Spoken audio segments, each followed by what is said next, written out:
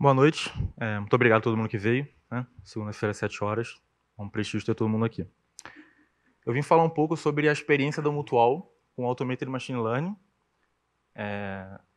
Eu tenho certeza que todo mundo aqui está, no mínimo, ciente do que é Machine Learning, mas eu tenho certeza que quase nem todo mundo aqui conhece Automated Machine Learning, todo mundo conhece o ganho e as precauções que você precisa ter quando você faz essa mudança de paradigma. Da mesma forma que o Machine Learning é uma mudança de paradigma da estatística convencional, o Automated Machine Learning também é uma mudança de paradigma em relação ao Machine Learning por si só. Né? Por isso que eu vou falar sobre a experiência com essa mudança de paradigma para a Mutual. Eu não sei se muitos aqui conhecem a Mutual, mas tenho certeza que todo mundo vai conhecer muito em breve. Né? Então, o que é a Mutual? A Mutual é um marketplace de crédito. O que isso significa? Você tem pessoas que precisam tomar um empréstimo, pessoas que querem um recurso, e pessoas que querem emprestar esse recurso para elas, certo? A ideia é muito simples. É pessoas emprestando para pessoas. O tomador, o benefício para ele é que ele vai ter um juro menor do que ele teria no banco, ele vai ter um onboarding mais facilitado, ele vai ter uma comunicação diferenciada, ele vai ter uma precificação diferenciada. E o benefício para o investidor é que ele vai ter acesso ao mercado que ele nunca teve acesso, mercado de crédito privado, pessoa física, empréstimo pessoal sem garantia. Né? E por consequência ele vai ter um retorno muito acima da média de mercado. Por que ele vai ter um retorno muito acima da média de mercado? Por que a Mutual existe? Por que a gente está tendo tanto sucesso no nosso objetivo? O que é o spread bancário? O spread bancário é a diferença entre a receita do banco e o custo que ele tem ao tomar o dinheiro emprestado com você. Todo mundo aqui dentro empresta dinheiro para o banco. Às vezes você nem sabe que você está emprestando dinheiro para o banco, mas quando você faz um depósito na sua conta bancária, você está fazendo um empréstimo para esse banco. Quando você compra um CDB, seja ele com liquidez diária, com prazo de vencimento, você está emprestando o seu dinheiro para o banco, que, por sua vez, vai emprestar esse dinheiro para outras pessoas. Tudo bem que ele pode fazer outro tipo de operação que não de crédito, mas o que vem ao caso aqui é que ele vai pegar o seu dinheiro que você emprestou para ele e ele vai emprestar para outras pessoas. E o spread é a diferença entre o quanto que você está recebendo, que é muito pouco, né? Você está recebendo 6% ao ano hoje, né? E é muito, muito pouco, comparado com os 42%, com 50% ao ano que você vai pagar se você tomar um empréstimo no banco. Por que você está sentado do lado errado da mesa? Por que você está recebendo uma fração tão pequena dessa operação que você viabilizou? E por que o spread no Brasil é o segundo mais caro do planeta? Você consegue decompor essa diferença entre a taxa que ele está cobrando do tomador e a taxa que ele está pagando para o investidor em 4 grandes grupos. Né?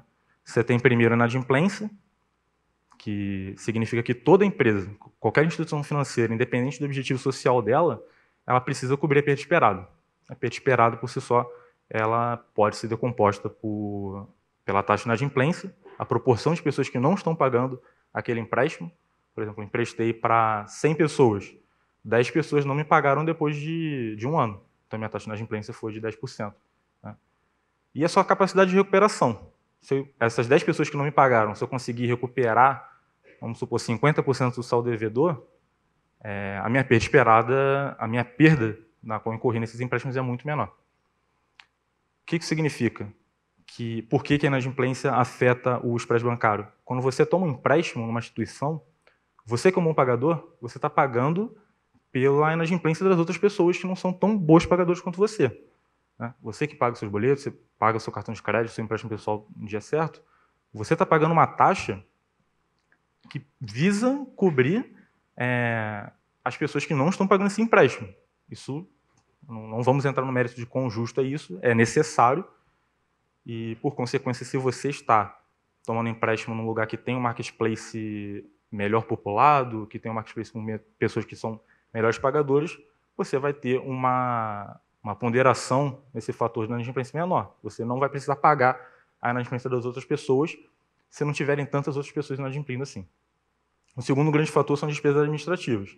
Cada agência que você vê num banco é uma máquina na rua, é uma máquina de queimar dinheiro. Cada vez que você vê um banco com um prédio de 32 andares, cada um deles com 1.000 pessoas, isso aí, olha, eu tenho certeza que você consegue fazer muito melhor com menos. A gente tem ótimos exemplos, nós estamos num lugar aqui agora que demonstra que você consegue pegar um aspecto do mercado financeiro, com gente muito bem capacitada, você consegue fazer mais com muito menos. A Mutual consegue atuar nisso, no sentido que a gente está na vanguarda da tecnologia, a gente está no front de qualquer avanço tecnológico dos últimos anos, a gente está usando, a gente está desenvolvendo, a gente está testando, e com isso a gente consegue ter ganho nesse fator. O terceiro são os tributos. Né?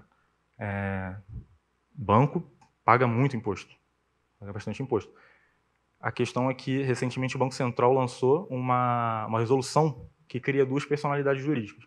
A SEP, a Sociedade de Empréstimo Entre Pessoas, que é a categoria que a Mutual se enquadra, e você tem a SCD, que é a Sociedade de Crédito Direto, que permite que o banco empreste o capital próprio. Se você é uma SEP, você não pode emprestar o seu capital próprio, você depende do capital de terceiros. No caso, os investidores que baixam o aplicativo e emprestam o dinheiro para outras pessoas. A categoria tributária na qual a Mutual se enquadra, em todas as outras fintechs que são SCP, ela é muito mais branda do que a categoria tributária que um banco tradicional, que um grande banco que compõe o mercado de crédito convencional se enquadra. Então, se a gente paga menos imposto, a gente consegue transferir, repassar esse ganho para os nossos tomadores. Eles vão pagar uma taxa de juros menor porque a gente não precisa passar tanto para o fisco. E o quarto é o lucro dos bancos. A segunda maior empresa do Brasil, demonstra que o banco tem um lucro muito, muito grande. A margem de lucro dos bancos é muito alta. A gente consegue bater nisso com processos que são eficientes, com tecnologia, estando na vanguarda da tecnologia. Né? O banco é muito engessado. Todo mundo aqui conhece, pelo menos, o framework, o arcabouço do que é a mentalidade de uma startup, de uma fintech, quando se diz respeito à tecnologia. Você não precisa, você não está engessado por uma tecnologia, você não precisa usar uma tecnologia proprietária, e com isso você consegue ser mais eficiente e oferecer um retorno maior para os seus investidores. E aqui, reforçando, a gente tem o segundo maior spread bancário do mundo. Hoje, ele já está em 43,2%. Significa que esse é toda a praia que você consegue explorar no que diz respeito a spread bancário. Aquele CDB que você comprou pagando 100% do CDI, que você está te pagando hoje 6% ao ano, você tem muito mais que você pode ganhar quanto mais próximo você ficar da outra ponta, quanto mais próximo você ficar da ponta do empréstimo pessoal. E é exatamente isso que a Mutual te oferece. Sentar do lado certo da mesa, estar próximo do mercado que você nunca teve acesso. Nunca te deram acesso a esse mercado. Né? E agora falar um pouco, agora que vocês já foram apresentados a Mutual, o que a Mutual faz, qual é o objetivo dela, falar um pouco sobre quais são os desafios do chapter de Data Science da Mutual. Né? Como a gente é uma instituição financeira que está diretamente ligada com empréstimo entre pessoas, empréstimo pessoal sem garantia, dá para ter uma ideia de quais são os desafios que a gente tem. Né? O primeiro dele é controlar as default rates. Como eu disse, a taxa de inadimplência é muito importante, tanto para a saúde dos nossos investidores, quanto para a saúde dos nossos tomadores. Então, a gente precisa ter algum mecanismo de controle dessas default rates. Você consegue fazer isso com uma política de crédito, você consegue fazer isso com inteligência de mercado, você consegue fazer isso com muita tecnologia, com machine learning, com marketing. Né? Nem tudo no controle de inadimplência vai ser modelo, nem tudo no controle de inadimplência vai ser uma fórmula, uma estimação que você vai fazer para diminuir a informação assimétrica. Tem bastante coisa que é extra estatística, extra machine learning. Né? O segundo é credit scoring, fazer a classificação de risco do tomador. Quando chegar uma pessoa nova no nosso marketplace, eu tenho que analisar as variáveis socioeconômicas, financeiras dessa pessoa para determinar qual é o risco dessa operação. Qual o risco de emprestar 3 mil reais para o Pedro? Qual a probabilidade de ele não me pagar daqui a um ano? É 4%? É 8%? É 25%? Né? Eu tenho que saber quem é o Pedro da perspectiva da classificação de risco. Você faz isso com bastante inteligência. O terceiro é a otimização de aquisição. Não adianta de nada você ter um modelo que classifica muito bem, que separa muito bem bons tomadores de maus tomadores, se você não dá empréstimo. Né? Tem uma forma muito fácil de você reduzir a taxa de inadimplência da sua instituição financeira, que é você reduzir cada vez mais o volume que está sendo emprestado. Só que isso não é saudável. Você precisa, ao mesmo tempo, ter a capacidade de identificar pessoas que são boas pagadoras, pessoas que vão pagar os juros para você, e garantir que você tem uma esteira de crédito sempre muito bem populada. Tem pessoas tomando empréstimo que elas estão conseguindo pedir empréstimo. Não adianta você ser sempre restritivo em todas as medidas que você toma, se cada vez menos o seu escoamento vai diminuindo, né? Isso não é sustentável. Você tem que aliar a sua capacidade de converter pessoas para se tornarem tomadores com a redução de inadimplência. Esse é um trade-off que você explora. Você deixa mais pessoas entrarem, mas por consequência, mais pessoas ruins entrarem, mais pessoas boas entrarem. Você tem que sempre ter esse trade-off em mente. O quarto é o limite de crédito.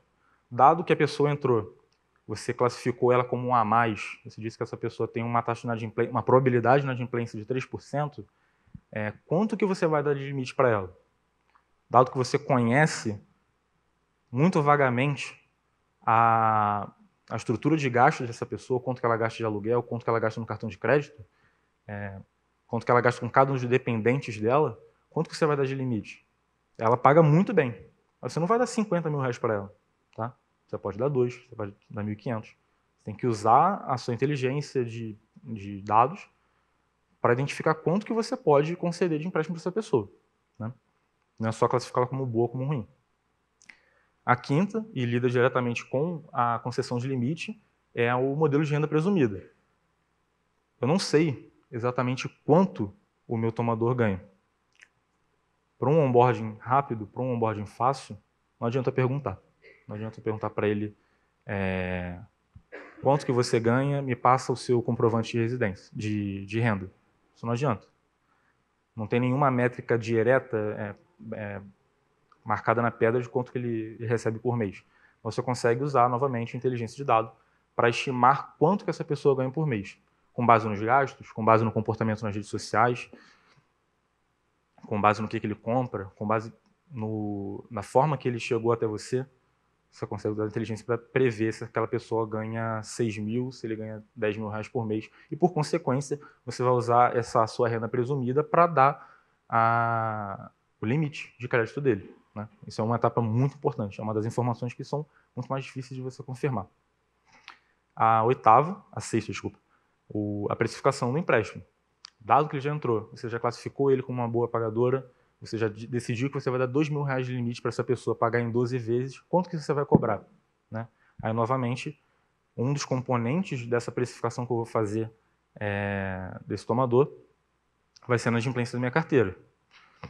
Eu tenho que cobrir a perda esperada da minha operação. Mas eu posso utilizar também, novamente, o comportamento dele. Eu posso utilizar quais produtos de crédito que ele consome. Existem produtos de crédito que são muito mais arriscados que outros. Eu usar um cartão de crédito é muito menos arriscado do que usar o cheque especial. Eu posso usar o perfil de consumo de crédito dele para precificar essa operação. E agora falar um pouco sobre o fluxo tradicional de modelagem. Como que você desenvolve um modelo, aqui eu vou falar de uma forma mais geral, com algumas especificidades de modelo de classificação de risco. Vocês vão ver que tem um problema muito sério nesse fluxo tradicional. Acho que todo mundo já viu alguma variação desse gráfico em algum lugar, em algum curso de Data Science. Né? Você começa com uma exposição do problema. E aqui em cima eu coloquei as porcentagens de cada etapa desse fluxo, desse ciclo. A exposição do problema é uma etapa, às vezes, subestimada, mas que pode mitigar muito o problema que você vai ter no futuro. O que é a exposição do problema? Eu quero diminuir a inadimplência da minha carteira, certo? Eu quero ter uma carteira mais saudável, eu quero ter uma carteira com uma taxa de inadimplência previsível de 8%. Ok. O que eu tenho disponível para fazer para atingir esse objetivo? Eu tenho os dados, o histórico de pagamento desse somador. Eu tenho acesso a quais produtos de crédito que ele consome. Eu tenho acesso ao celular dele, eu tenho acesso à localização, eu tenho as redes sociais, enfim. Para resolver um problema, eu já defini qual é o meu objetivo, qual é a minha variável dependente, eu vou definir a partir dos dados que eu tenho. Por exemplo, se eu quero diminuir a taxa de inadimplência, significa que eu quero acertar a probabilidade dele não me pagar em até 90 dias, ou até 30, 60, dele não me pagar a primeira parcela, dele não me pagar ao final de um ano, pagar integralmente. Então, a partir dos dados, a partir do problema que eu quero resolver, eu já defini a minha variável dependente. Aí agora, eu não gosto muito desse termo, mas sempre tem que reforçar a necessidade disso. a área de ciência de dados, ela precisa ser também uma área de negócios. Quando você está fazendo o seu modelo, não adianta você colocar uma variável que custa R$15. Né? Não adianta você colocar uma variável que vai ser muito cara, porque você vai precisar fazer uma consulta dessa para cada pessoa nova que entrar. Então, ok, vai resolver um problema, eu vou ter um modelo com uma ROC altíssima, mas eu não tenho orçamento para pagar isso, certo? Então não adianta de nada você perder todo o seu tempo ali desenvolvendo, expondo aquele seu problema, tomando como base que você vai ter acesso a uma variável que não cabe no seu orçamento. Então faz parte da exposição do problema expor também o orçamento que você tem para resolver esse problema. Feito isso, dado que agora você já tem tudo que você precisa para resolver, você já tem quais dados que você vai precisar pegar, quais são as variáveis que você vai testar, qual orçamento que você tem para colocar esse modelo em produção. E aí o orçamento pode contemplar também o número de pessoas que tem disponível para trabalhar no próprio problema. Né? Quantos desenvolvedores você vai ter para colocar essa produção?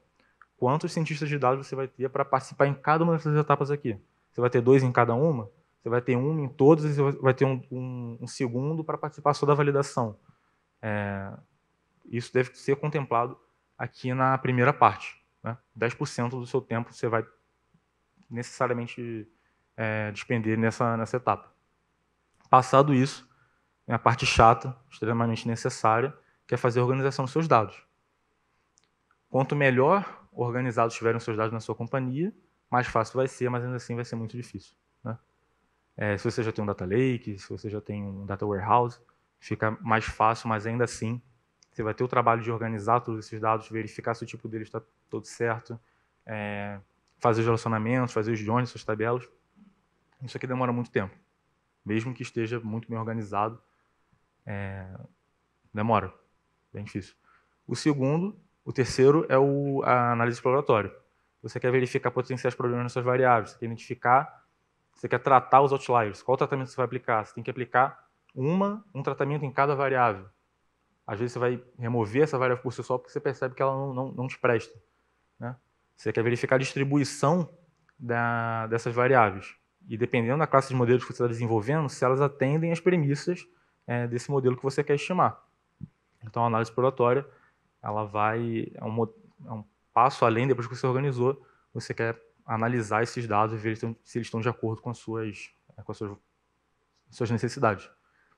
O quarto é a modelagem. Por si só, você já tem um dado, você já tem a sua variável dependente criada, você vai estimar uma classe N de modelos. Estou trabalhando com regressão, tem N classes de modelos que você pode estimar, trabalhando com classificação também, você pode estimar uma N classe de modelos.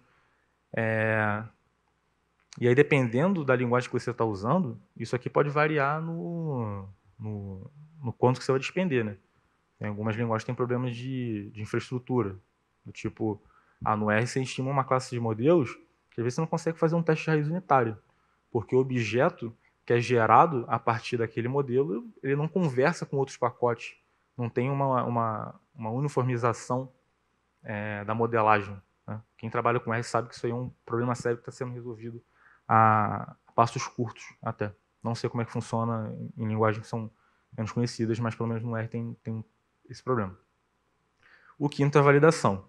Dado que você tem todos esses modelos estimados, você precisa verificar a performance deles. Se a performance deles está de acordo com a sua necessidade. Esse modelo está classificando bem? Esses tomadores estão entrando? Desculpa, esses tomadores que fazem parte da minha amostra de validação, de treino, de cross-validation, qual é a performance dele? Qual é o ROC? Qual é a KS? Qual é o Gini? Esse modelo é bom? Né? Se esse modelo é bom, modelo é bom mesmo? Ou ele está com algum problema, está com overfit? São as perguntas que você quer responder nessa etapa. Novamente, você vai precisar de uma quantidade razoável de tempo para verificar se esse modelo está pronto para ser colocado em produção. Que não adianta de nada, ele está classificando muito bem durante o seu estudo, você não faz uma validação extensa, coloca em produção e percebe que ele não funciona muito bem com dados novos. Né? Então, você perder bastante tempo aqui é muito lucrativo, porque você evita problemas no futuro. Depois você faz o deploy desse modelo. Você quer criar um endpoint, na qual eu vou passar os dados de tomadores novos e ele vai me retornar a probabilidade desse tomador inadimplir ou não. Então, eu vou passar os dados do Pedro e o modelo vai me falar que o Pedro tem 4% de probabilidade de não me pagar esse empréstimo em até 12 meses. Certo? Você precisa colocar isso numa máquina, enfim, deployar esse modelo em produção. Depois que esse modelo está em produção, você quer ter um documento explicando tudo que você fez, tudo que você não fez, quais são os resultados que você encontrou, qual é a performance que você encontrou na amostra de treino, de validação, de cross-validation, quais foram as variáveis que entraram, quais foram as variáveis que saíram, quais foram as transformações que você fez, fazer um reporte, fazer um documento que outra pessoa pode ler e entender qual o problema que o modelo está tentando resolver, quais são as possíveis implementações que você pode fazer no futuro para esse modelo performar melhor, quais são as possíveis melhorias que podem ser feitas em qualquer uma das etapas, né? Às vezes não necessariamente na performance, mas olha, você podia ter pego essa variável aqui, ela já está pronta, mas está em outro banco. Se você conectar lá, você consegue pegar ela tratada mais facilmente. Então, o report, essa documentação ajuda você no processo de reestimação, de manutenção desse modelo. O modelo está deployado, está documentado, está em produção, você precisa acompanhar a performance dele. Você precisa acompanhar quais são as respostas que esse endpoint que você criou está te dando, né? E para isso, você pode fazer um log, né, das previsões que esse modelo está te dando para verificar se você encontra no futuro algum problema. Nossa, o modelo agora subitamente se tornou muito conservador, ninguém está passando. O modelo subitamente se tornou tá muito liberal. Todos os clientes que entram estão conseguindo empréstimo. O monitoramento é muito importante. É uma etapa contínua, você tem que fazer todo dia, né? Porque senão vai encontrar você pode até encontrar um problema se você fizer isso de uma forma discreta, né? Se você fizer isso todo no final do mês, só que você perde a capacidade de resolver esse problema quase que em tempo real. E se você trabalha com ciência de dados, e na sua empresa exatamente assim, do jeito que eu falei, você começa com uma exposição do problema, você faz a organização do dado, você faz a análise exploratória, chega até o final do modelo em produção, você faz o monitoramento, para de desenvolver o produto que você está desenvolvendo, começa a vender consultoria. Porque na vida real é mais ou menos assim. Você começa com a exposição do problema, você faz a organização do dado. Você vai fazer a análise exploratória, você percebe que você tem algum dado que está quebrado da sua fase de organização do dado. Você resolve esse problema, você fala com o seu cara de DevOps para consertar o seu ETL, depois você passa de novo, vai de novo para a fase de análise exploratória. Está tudo certo, ok, vamos fazer a modelagem. Você fez o modelo, tudo lindo, tudo funcionando perfeitamente, você vai para a validação, o modelo não funciona direito na validação. Você faz um N-fold cross-validation, o modelo está horrível, está com overfit. Você volta para a fase de modelagem, vê as premissas do seu modelo, você verifica se a sua variável dependente está corretamente especificada. Vai de novo para a validação está ok. Coloca o modelo em produção, fez o deploy. Na documentação você percebe que você esqueceu de fazer alguma etapa da validação, você esqueceu de calcular algum indicador. Volta de novo para a validação. Isso aqui está muito mais próximo da vida real, né? Se você trabalha diariamente com isso, você sabe que aquele fluxo anterior, sequencial, isso realmente não acontece.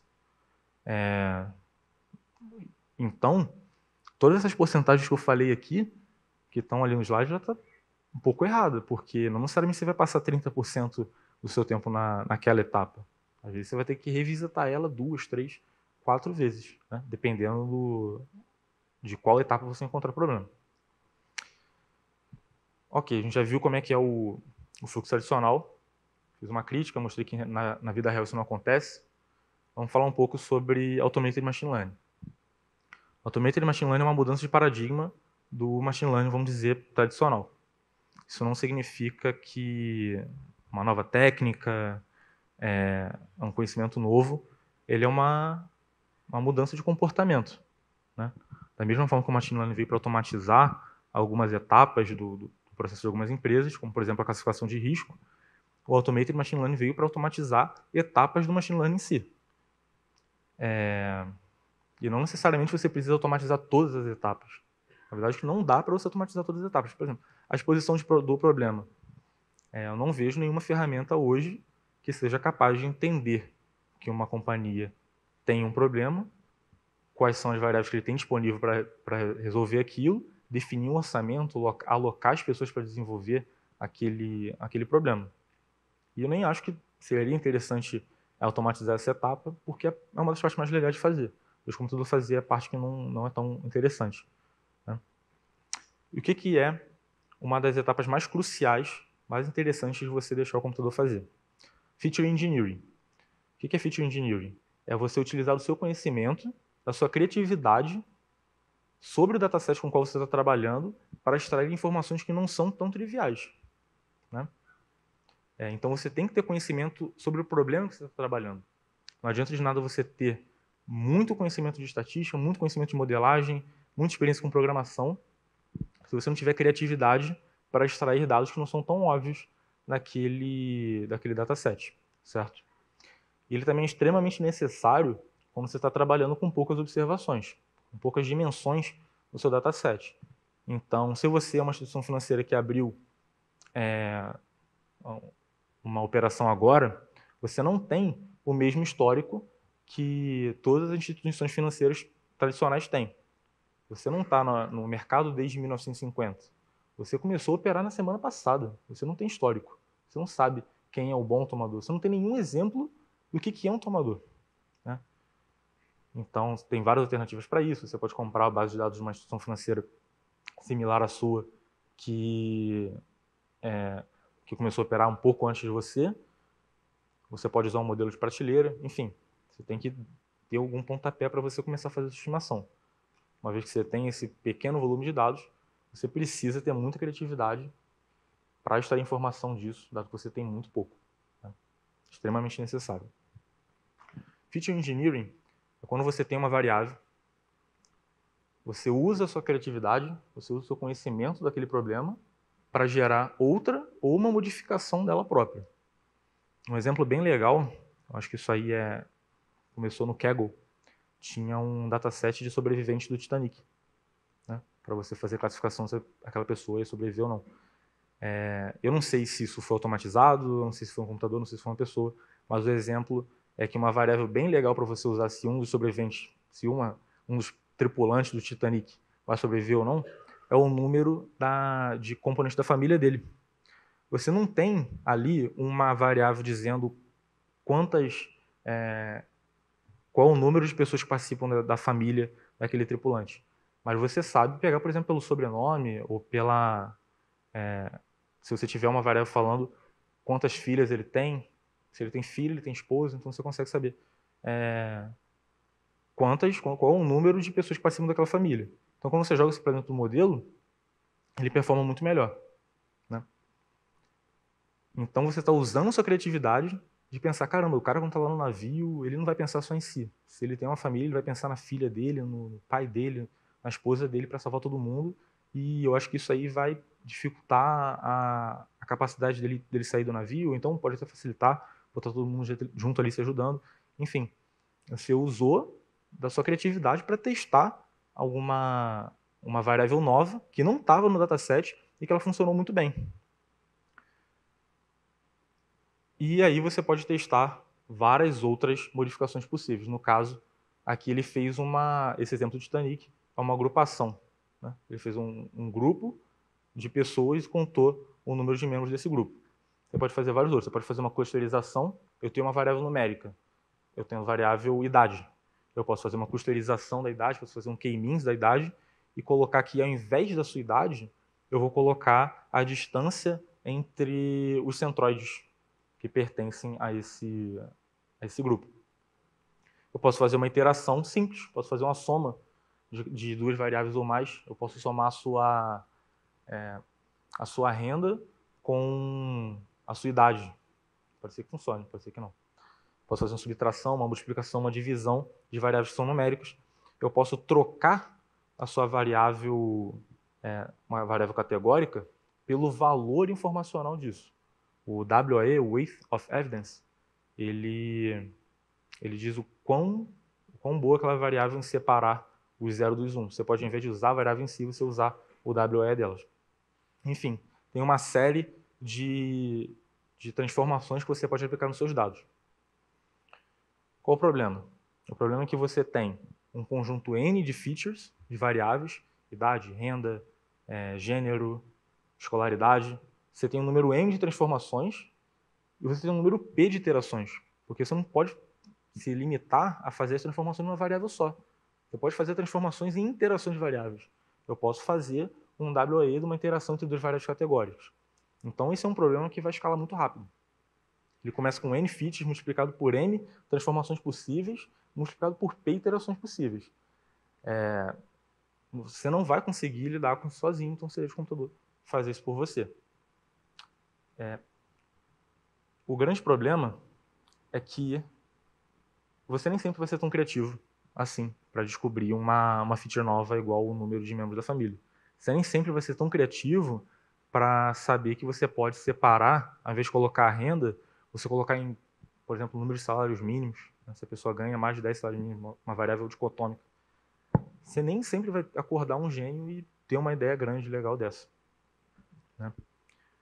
Às vezes você faz uma vez, você faz 2 vezes, você não consegue fazer um número suficiente de vezes para resolver o seu problema, garantir que a sua ROC está num nível aceitável.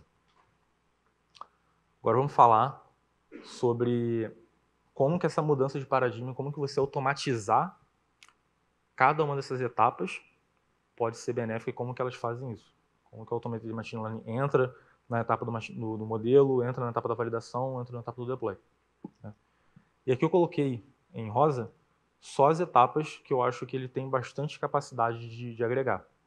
Como eu disse, o Automated Machine Learning, automatizar esse processo, esse workflow do Machine Learning não tem muito a agregar na etapa da exposição do problema. Né? Eu não conheço nenhuma ferramenta que consegue fazer isso. Na organização dos dados, você tem algumas tentativas aí de automatizar essa etapa de organizar o dado, de conectar com os data lakes e gerar o dataset para você, mas também não é nada relevante. Você vai ter uma grande participação de trabalho humano nessa etapa. A análise exploratória também. Né? Você pode definir algumas heurísticas, mas pelo menos numa etapa muito inicial, as primeiras muitas vezes que você vai fazer, você vai perder muito tempo fazendo essa análise exploratória. Você pode automatizar alguma porção disso, mas é bem pouco. Onde ele entra com capacidade de realmente mudar a forma com qual você trabalha nessa etapa, são nessas aqui.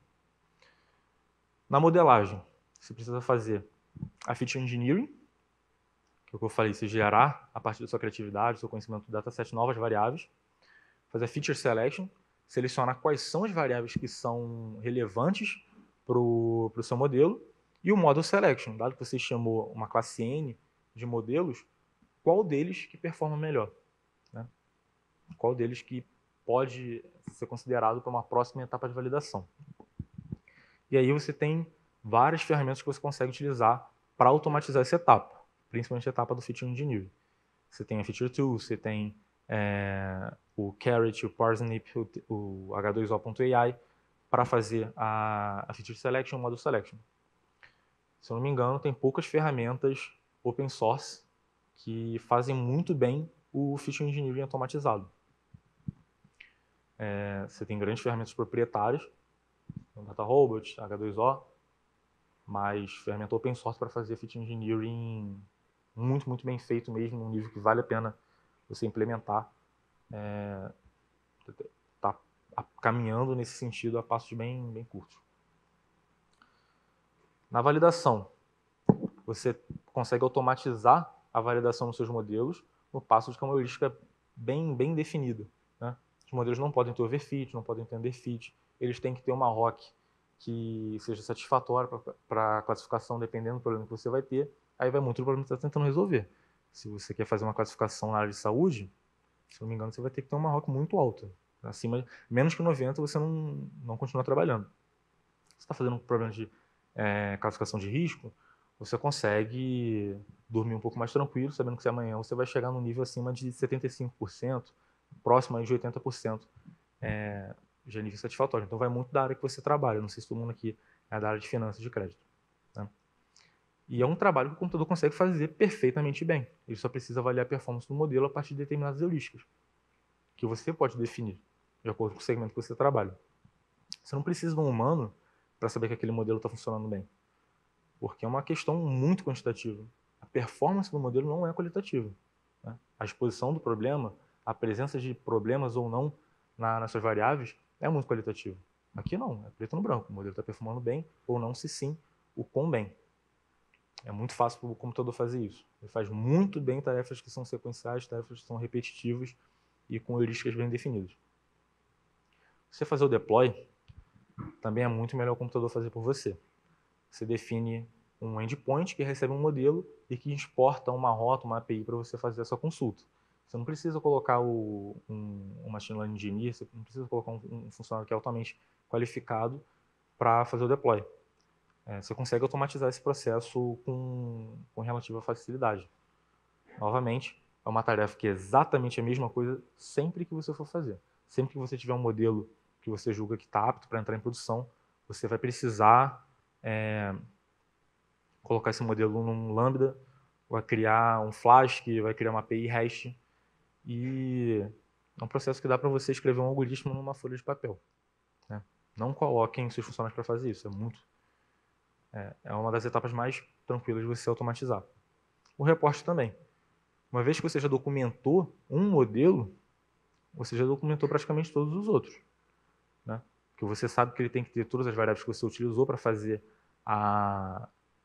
umas estimações mais iniciais, todas as variáveis que saíram, você já sabe todas as transformações que você desenvolveu, você próprio, você ser humano que desenvolveu aquela variável, quantas variáveis o computador desenvolveu, quantos participam do modelo em produção, qual foi a performance em cada uma das etapas. Essa também é uma etapa muito sequencial, muito repetitiva, perfeita para o computador fazer por você. Monitoramento. É legal você todo dia olhar a performance do seu modelo? É legal. Né? Mas é muito mais legal ainda o computador te avisar quando está tendo algum problema.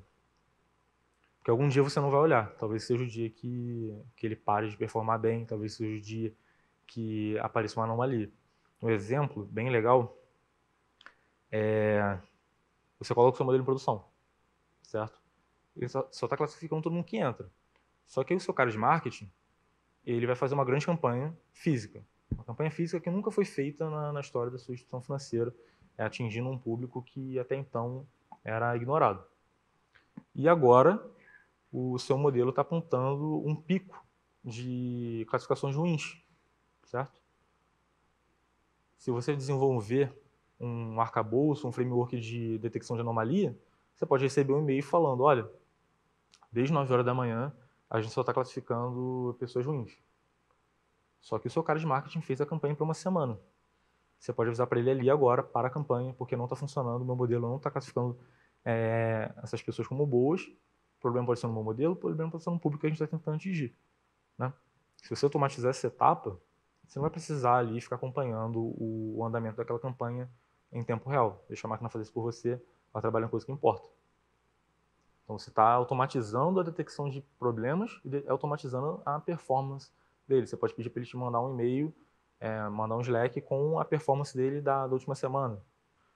Todo mundo que venceu, todas as operações que alcançaram 12 meses na semana passada, o modelo classificou perfeitamente 80% delas. Bem legal.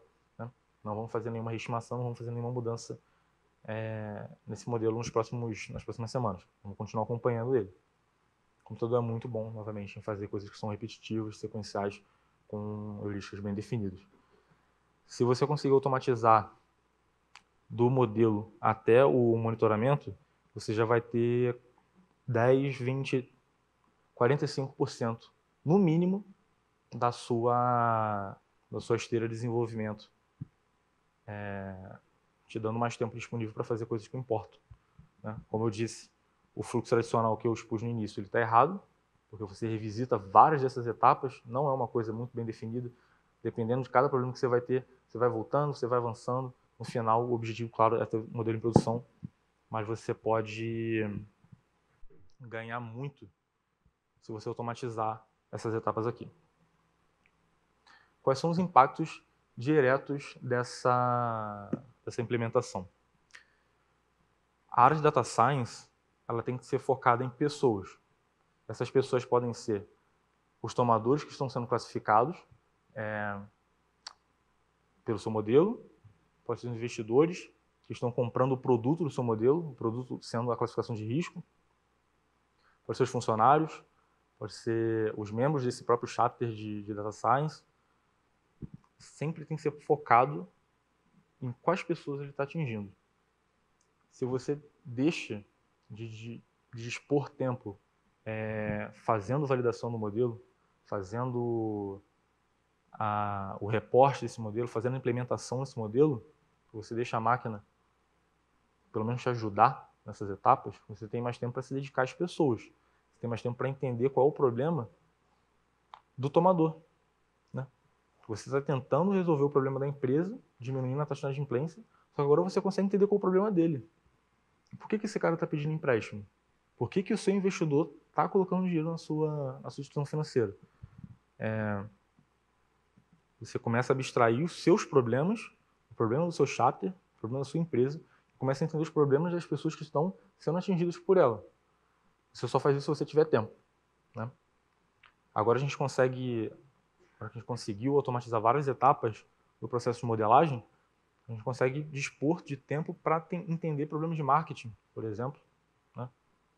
Será que é só redução de churn? Será que é só manter a esteira andando? Será que tem mais coisa além disso? Agora que você tem mais tempo para se dedicar às pessoas, você também pode se dedicar mais a aumentar seu capital humano. Você pode estudar mais, você pode aprender uma nova linguagem, você pode aprender um novo framework, né? Se você não sabe Python, você pode aprender Python. Se você não sabe R, você pode aprender R. Você pode aprender Clojure, você pode desenvolver novas linguagens, você pode fazer um pacote, você pode aplicar esse tempo na comunidade do open source. Enfim, qualquer coisa legal que você for fazer, seja além daquela sua rotina de trabalho que seja convencional, qualquer coisa além disso que você precisa fazer, só vem com o tempo. E quanto mais coisas o computador faz por você, mais tempo você tem, mais tempo você vai ter para se dedicar às pessoas, ao quanto que você pode agregar pelo seu chapter. E os resultados disso, quem começar a investir na Mutual hoje vai estar exposto a uma taxa de inadimplência que é muito menor a do mês passado, mês passado, porque a nossa taxa de inadimplência está caindo vertiginosamente. Isso significa, como eu falei, a gente está parando de dar dinheiro para as pessoas? É fácil. Eu falo que a taxa de inadimplência está caindo, é porque eu parei de dar dinheiro. Não significa isso, significa que a gente tem mais capacidade técnica de modelo para discriminar boas pessoas, bons pagadores de maus pagadores. Eu estou reduzindo a informação assimétrica do meu marketplace, não significa que eu estou reduzindo a esteira de crédito. Por consequência, você tem investidores que estão com resultados muito maiores. Investidores que antes ficavam muito preocupados com o retorno dele na plataforma, agora estão vendo os resultados disso diretamente na carteira. Tem um retorno maior, um retorno mais previsível, né? Claro que agora a gente não consegue diversificar, a gente lançou várias features nesse sentido nos últimos dias. Agora propor um debate entre um trade-off de interpretabilidade e performance. Eu falei que o computador consegue desenvolver features para o seu dataset, né? Ele consegue identificar, criar por si só uma variável que contenha um número de membros da família lá do tripulante do Titanic. Ele não sabe que aquilo ali é um número de membros da família, mas ele sabe que aquilo ali é uma soma agrupada por sobrenome, por exemplo. Ele não entende o que é aquilo, mas é uma variável que ele criou aleatoriamente. Não necessariamente aleatoriamente, a partir de um conjunto de heurística. Dado que é um trade-off, você está perdendo alguma coisa, né? Quanto mais interpretável é o seu modelo, pensa num modelo muito básico, uma regressão linear. Ela é facilmente interpretável porque é uma simples multiplicação dos parâmetros pelos novos dados. Ela é muito interpretável, mas ela não tem uma performance tão boa quanto sofisticações dessa classe de modelos, certo? Então você está trocando uma coisa por outra. Você está deixando de ter um modelo interpretável para ter um modelo com mais performance, ou vice-versa. Se a interpretabilidade é importante para você. E pelo menos no mercado de crédito ela não é, eu vou mostrar por quê. Você está trocando performance por interpretabilidade. Você tem que estar puxando de um lado para o outro. Por que a interpretabilidade não é importante no segmento de crédito? Porque talvez você não seja tão bom em explicar essas variáveis que estão compondo o seu modelo. Talvez elas sejam muito boas em prever a inadimplência, talvez você não seja bom em explicar por que elas são boas. E a segunda é que interpretações dessas variáveis elas não vão te dar lucro nenhum. E uma consequência, na verdade, uma ideia mais prévia que isso, Pensa num modelo macroeconômico que está tentando explicar o relacionamento entre consumo de carne e longevidade, modelo microeconômico.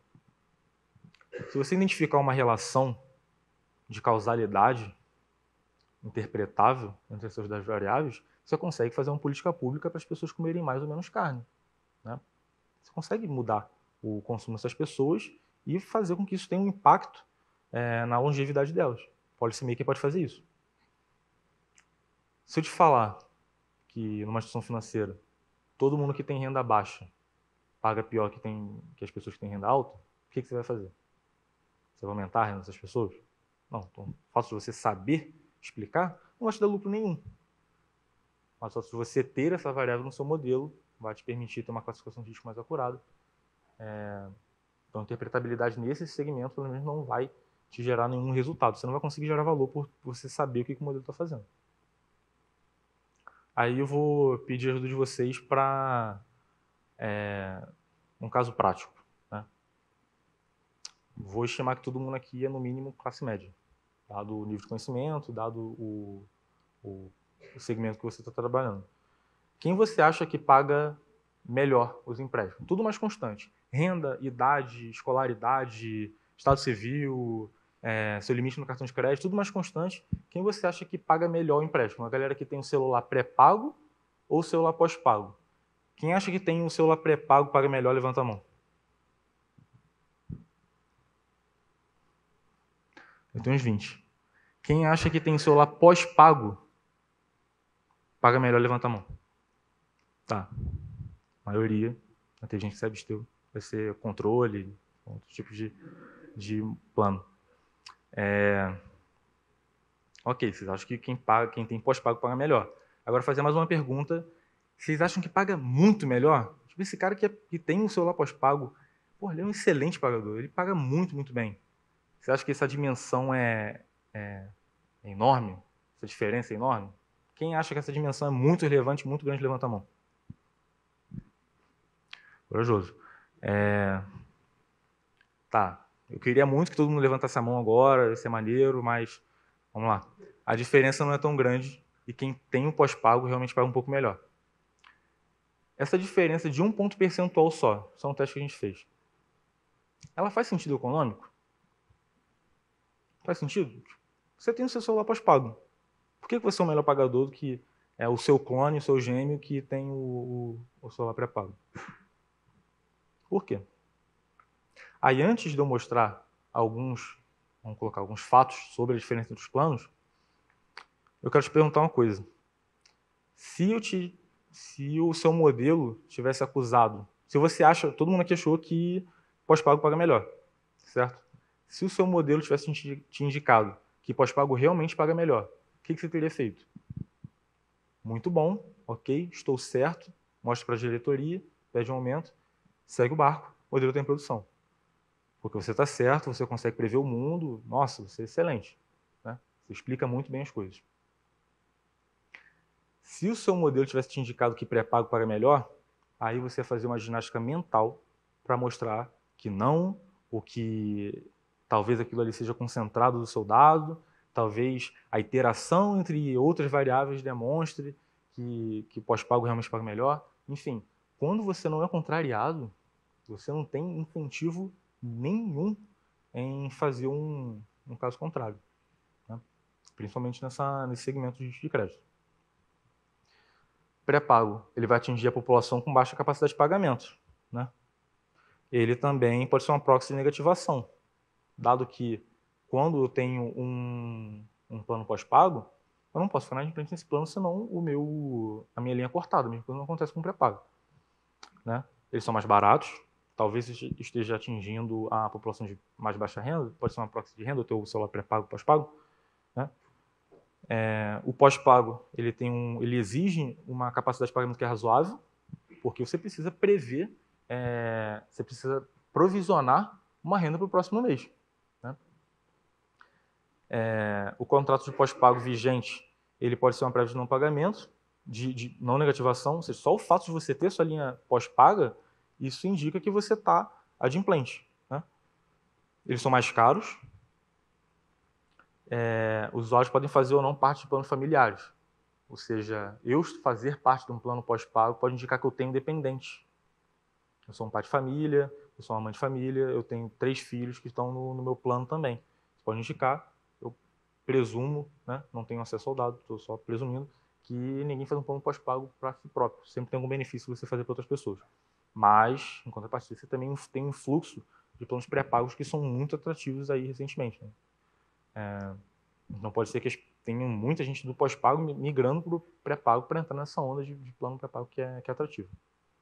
Só que é só uma ideia de que, independente do resultado que dá, você sempre vai ter argumentos que são favoráveis ou não. E é muito difícil você fazer inferência causal nessa classe de modelos de risco de crédito. Interpretação não gera lucro. Eu já falei que você saber explicar a relação entre as variáveis de inadimplência e as variáveis que você está tentando fazer entrar no modelo não vai te dar nenhum ganho. Se você duvida, testa. Né? Pega o seu modelo simples, seu modelo interpretável que você tem hoje e compara ele com um modelo gerado com features automatizados. Né?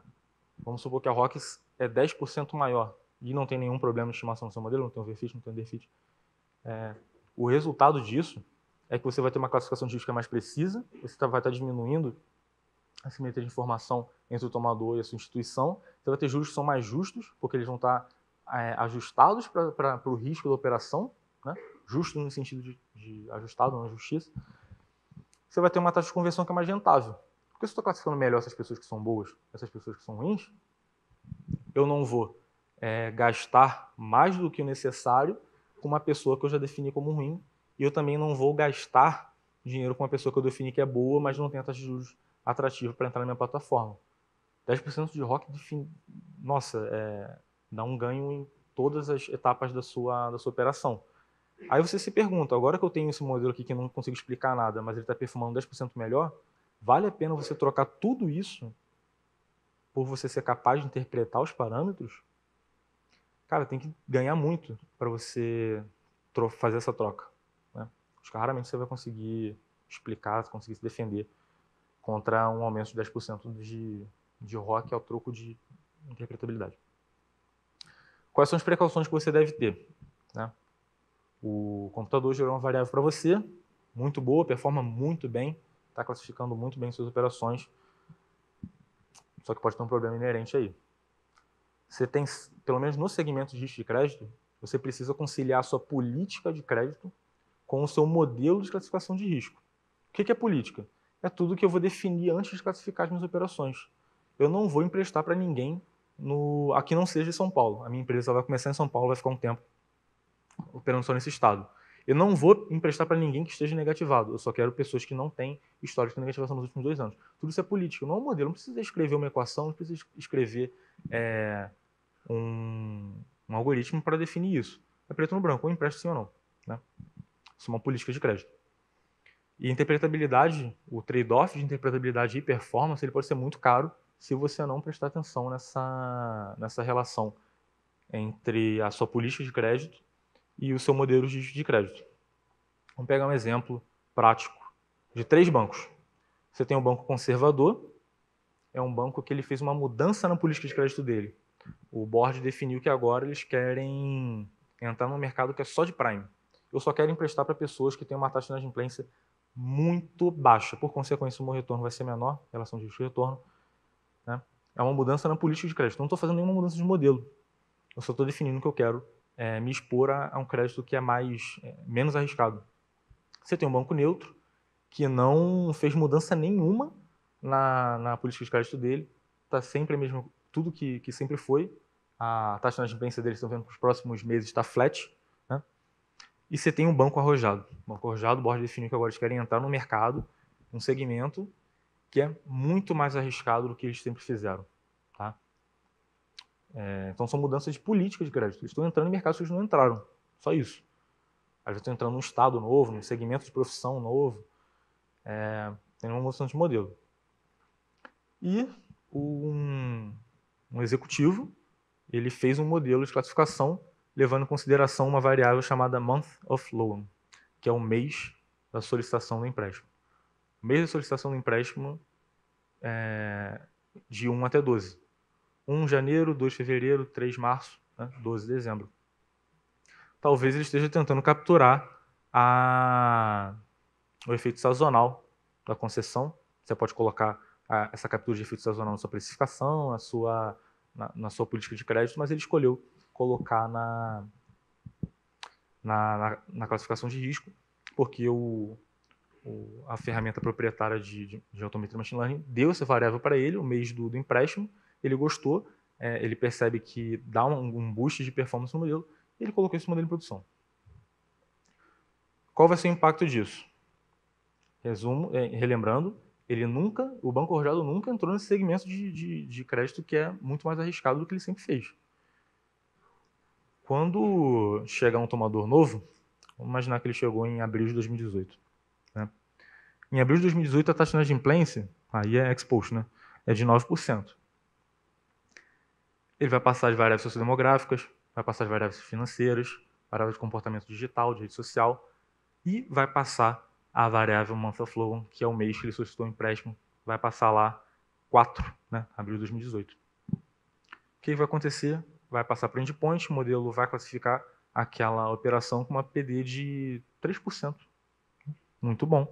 Esse cara vai entrar na sua esteira, o empréstimo vai ser concedido. O que aconteceu? Esse mês de abril, que você passou a variável 4, ele nunca existiu na história dessa instituição financeira, porque ela nunca entrou nesse segmento aqui. Então, esse abril, no qual esse cara está sendo classificado, ele simplesmente nunca existiu. Esse abril é muito mais arriscado que todos os outros abris dessa empresa. Consequência direta, você precificou mal a sua operação, você subestimou o risco dessa operação, por ser que você talvez não consiga cobrir a perda esperada desse empréstimo especificamente. Né? Só pelo fato de você não ter coordenado a sua política de risco de crédito com o seu modelo de risco. Caso contrário, também é possível. O banco conservador, em abril, a taxa de inadimplência exposta de 5,10. Entrou um tomador novo, deu todas as variáveis para ele, passou número 4 na month of flow. Qual a consequência? Esse mês de abril, que esse tomador está entrando, ele é totalmente diferente de todos os outros meses de abril que essa instituição financeira operou. Ele é muito menos arriscado que os demais. Então esse cara que está entrando em abril, tudo mais constante, ele é menos arriscado que as outras pessoas que entraram nos meses de abril passado. Né? Consequência direta, você está dando uma taxa de juros maior do que o que você poderia cobrar desse tomador, você está superestimando o risco dessa operação. Você pode inviabilizar os dois projetos, o projeto do Banco Arrojado e do Banco Conservador, por uma simples não observação entre a política de crédito do seu modelo. O Banco Conservador, por estar superestimando o risco das operações, ele pode não conseguir ter a taxa de conversão necessária para viabilizar essa operação de diminuição de risco. Né? Pode ser que essas pessoas que entram e têm um risco muito maior, elas simplesmente não terminem a solicitação do empréstimo. Pode ser que as pessoas do banco arrojado, elas simplesmente deem prejuízo para a instituição financeira. Né? Então, sempre que você estiver trabalhando com automated machine learning, principalmente feature engineering, observar o relacionamento entre a política, que é preto no branco, com o seu modelo probabilístico de concessão de empréstimo. Acho que tudo que eu queria falar. Muito obrigado novamente a todo mundo que veio.